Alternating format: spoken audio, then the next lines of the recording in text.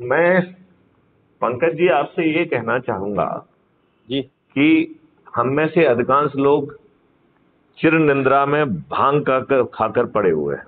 हम्म। इस बात से आप कहाँ तक सहमत हैं? हाँ नहीं, बिल्कुल सर, आपकी इस बात से तो सहमत है। आप ये बताइए, हम में से कितने लोगों को इस बात का एहसास है कि हमारे ऊपर वही दुष्टतापूर्वक हम्म।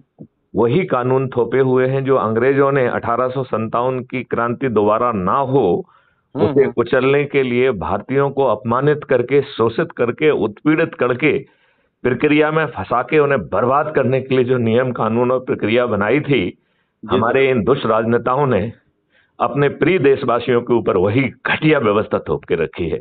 इसका हम्म। एहसास है आपको? हाँ नहीं, बिल्कुल सर, आपकी बात से मैं सहमत हूँ। अच्छा, ये बताइए मुझे पंकज जी, जी बहुत सर। छोटी सी बात मैं आपसे जरूर पूछूंगा कि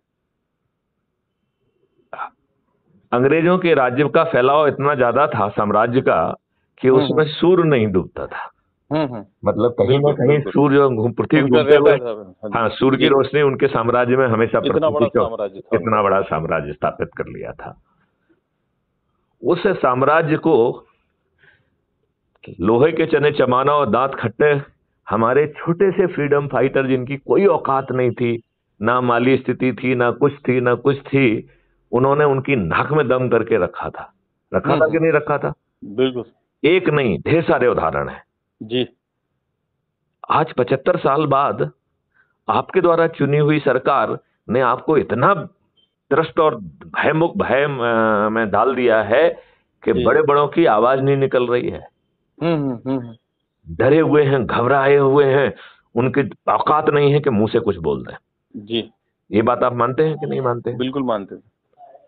आपकी शिक्षा व्यवस्था कौन सी है जो लॉर्ड मैकाले ने बाबू को पैदा करने के लिए बनाई थी, और भारतीयों का भारतीय संस्कृति के प्रति सम्मान ना हो, उनमें खुद जो है ना एक इंफीरियरिटी कॉम्प्लेक्स आ जाए, एक लगे कि हम तो निम्न श्रेणी के व्यक्ति हैं, इस भावना से जो बनाई गई थी, हम्म। वो शिक्षा व्यवस्था क्यों लागू है? अभी आपको बिल्कुल। मालूम है, हमारे मनमोहन सिंह प्रधानमंत्री जी डीलिट की डिग्री लेने गए थे कैम्ब्रिज में। हम्म। वो 45 मिनट तक जो है ना अंग्रेजों का गुणगान करते रहे। हाँ। तो राजीव दीक्षित जी उससे इतने दुखी हुए कि उन्होंने जो है ना 1780 पेज की रिपोर्ट, हम्म।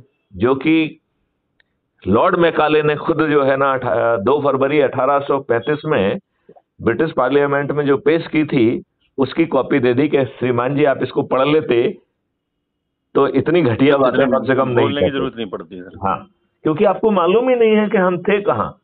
अरे जब इनको कपड़े पहनने नहीं आता था उस समय हम 18 विधाओं में पारंगतता थे, क्योंकि उसी पार्लियामेंट क्वेश्चन में पूछा गया, जब ये पार्लियामेंट में डिस्कशन चल रहा था लॉर्ड मैकाले की रिपोर्ट में, तो एक लॉर्ड खड़ा होकर उसने पूछा कि चलिए तुमने भारतीय शिक्षा व्यवस्था की तो बहुत बखान कर लिए हैं, have you studied something about the United Kingdom also?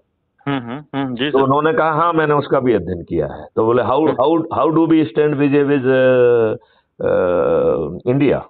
तो उन्होंने हम्म कहा कि साहब, इंडिया की जो है साउथ में लिटरेसी है 97 टू 99%, और जी। 57% जो है गुरुकुल लेडीज के द्वारा जो है हेड हो रहे हैं, राइट? हम्म। और नॉर्थ में ये 80 टू 88 के बीच में है, राइट, जी। लिटरेसी। और उस समय जो है ना जो ब्रिटेन की जो लिटरेसी थी वो 17% थी, एक के साथ जी सर। 17, केवल 17%, राइट? फिर उसने आगे कहा कि साहब उनके जो गुरुकुल हैं वो एकड़ों में फैले हुए हैं, जी। जहां प्रायोगिक शिक्षा दी जाती है। हम्म। वहां से निकला हुआ व्यक्ति जो है किसी नौकरी के तलाश में नहीं निकलता है, हम्म। राइट? वो जो है जी। ना इंजीनियर होता है, डॉक्टर होता है। बोले इतने अजीब अजीब चीजें बनाता है। बोले एक जेड कैटेगरी का जो है ना उसने डैम बनाया जो अपने आप में अजीब अजीब है। जी। बोले जो कुतुब मीनार की मीनार है, बोले ऐसा ऐसा लोहा जो है ना डिजाइन किया है कि बोले जो किसी दांत तले उंगली दबाने के अलावा कोई विकल्प ही नहीं है। जी सर। तो बोले, और बोले आगे फिर बोलता है वो कि साहब हमारे यहाँ पर जो वहां पर जो है 18 विधाओं में पारंगतता प्राप्त है, हमारे यहाँ पर केवल छोटे से गैराज में संडे को स्कूल होता है जिसमें केवल एक सब्जेक्ट पाया जाता है, वो है बाइबल। जी सर। क्या ये रिपोर्ट हम सबके शिक्षा का हिस्सा नहीं होना चाहिए, जिससे हमें अपनी सुपीरियरिटी का आभास हो और हमें कम से कम 2 फरवरी 1835 की स्थिति में तो पहुंचने का संकल्प होना चाहिए कि नहीं होना चाहिए? बिल्कुल होना चाहिए सर। तो ये दुष्ट राजनेता अच्छे लोगों को टिकट नहीं देते हैं, ये तो अपराधी, बहुत बड़ी हाँ, विडंबना है। दुष्चरित्र, नहीं, अनपढ़, गवार, बाहुबली, दुष्चरित्र और अपराधियों को टिकट दे रहे हैं। और ये तब दे रहे हैं जब 3 बार इनसे सुप्रीम कोर्ट निवेदन कर चुका है कि भाई साहब एक लाइन का संशोधन कर दो केवल पीपुल्स रिप्रेजेंटेटिव एक्ट में कि आपराधिक रिकॉर्ड के व्यक्तियों को जो है ना टिकट की पात्रता नहीं होगी। बिल्कुल सही बात है। 8 साल में 3 बार सुप्रीम कोर्ट ने ऐसा निवेदन किया है पार्लियामेंट से और सरकार से। ये कितने दुष्ट लोग हैं कि एक लाइन का संशोधन भी नहीं करना चाहते हैं। बिल्कुल सर। और दिन प्रतिदिन जो है ये अपराधियों को ही टिकट दे रहे हैं। आपको मालूम है, आपकी जो अभी पार्लियामेंट गठित है इसमें 44% मेंबर ऑफ पार्लियामेंट जो उन्होंने इलेक्शन कमीशन में अपना एफिडेविट सबमिट किया है उसके आधार पर आपराधिक रिकॉर्ड के हैं। जी सर। 44%, राइट? जी सर। अभी जो उत्तर प्रदेश में एक बड़ा लैंडमार्क काम हो गया है कि पहली बार जो है 2022 में अपराधियों की संख्या 50% के मार्का को क्रॉस कर गई है। तो उत्तर प्रदेश की जो विधानसभा है उसमें सदस्यों की संख्या है 403 और अपराधियों की संख्या है 205, विच मेक्स इट 51%। मतलब उसने 50% का आंकड़ा जो है ना क्रॉस कर दिया 2022 में, राइट?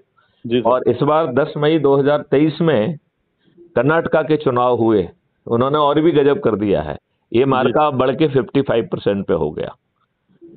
अब इन दुष्ट राजनेताओं की चली यदि तो ये जो है 60-65 तक तो पहुंच ही जाएगा यहाँ पे मध्य प्रदेश में। क्या सोचते हैं? बिल्कुल पहुंचेगा, बिल्कुल पहुंचेगा सर। ये जो आप बोल रहे हो इसका कल एक एग्जांपल भी था। कल एक्चुअली एक प्रत्याशी से पिछोर में चुनाव लड़ रहे हैं, उनसे बात हो रही थी कि उनका वो क्रिमिनल डिक्लेरेशन जाना है। हाँ।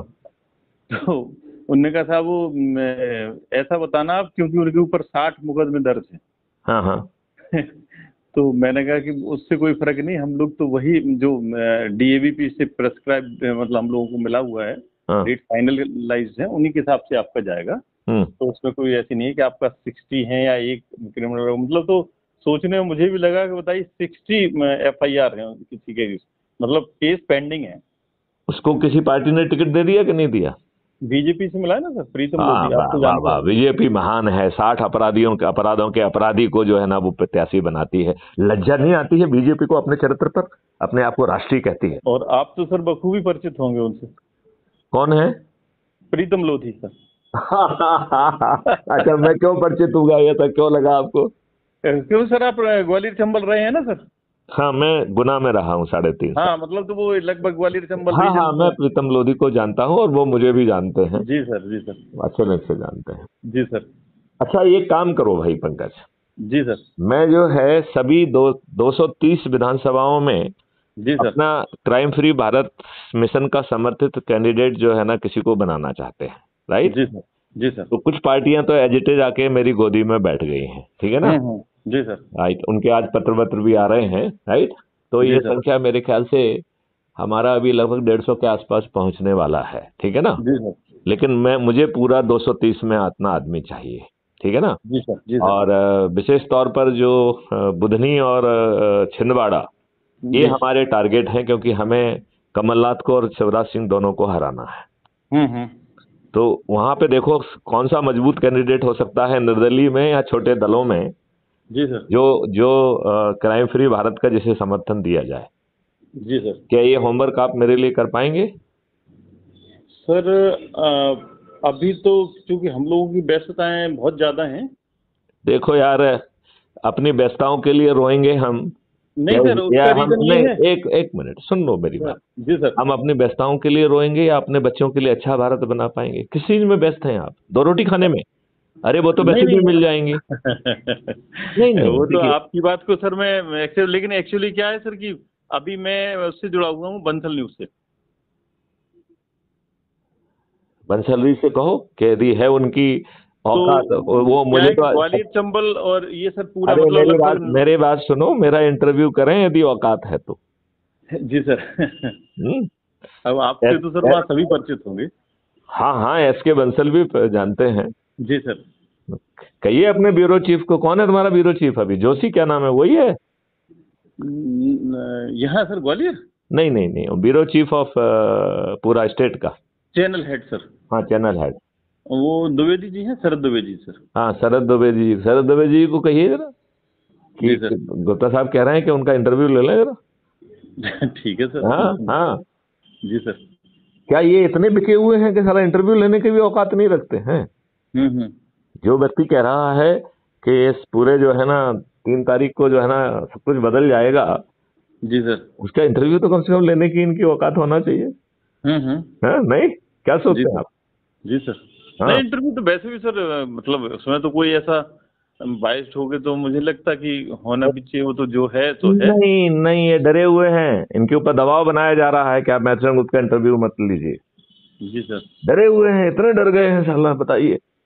एक छोटा सा डीजी को इतना डरना, इतना क्या डरना उससे यार? जी सर। डरना चाहिए क्या?